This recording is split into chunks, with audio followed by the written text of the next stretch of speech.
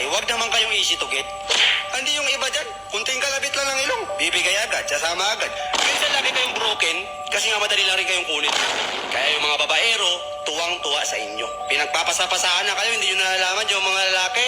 Yung ugali ng lalaki, alam nyo? Pag alam nilang easy to get kayo, i-recommend kayo sa mga barkada nila. Ayan, pre, meron akong kilala doon. Ikaw na bahala doon. Madali lang kunin yun. Gusto nyo bang marinig sa inyo yun? Ha? Ako lalaki, mga tropa ko, ganyan yung mga pinagsasabi, pero nasaktan ako minsan. Dahil yung ibang mga nire-recommend nila sa akin, mga klasiko pa. Diba? Pwede naman yung iba na lang, pero hindi joke lang yun. Pero totoo yun. Napakasakit, i-recommend sa'yo yung kaibigan mo kasi nga, ayan, isitugit lang yan, pre. Diba? Kayo mga babae, isipin nyo. Tapos nag-expect kayo, naliligawan kayo, pagsisiba kayo ng kahal, tapos ganyan yung mga attitude ninyo. Pag pogi, wala kayong standard. Pero kapag pangit, ang dami yung nalalaman.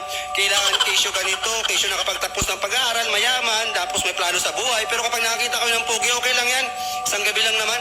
Ang dami kong kilala mga babae. Ang tataas ng standard sa mga future husband nila, pero mga easy to get naman.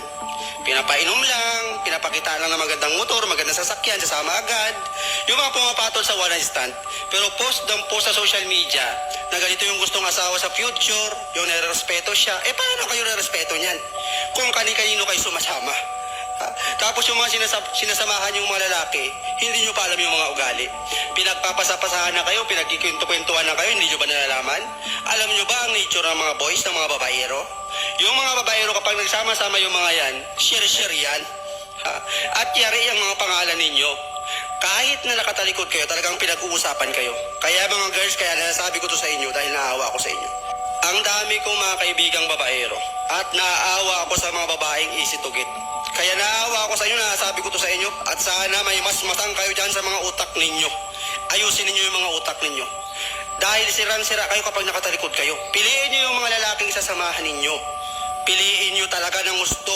Huwag yung pogi lang, medyo mabait yung mukha, okay na yan, medyo hindi mabasagang pinggan, pero yung atin dyan, babaero yan, ako.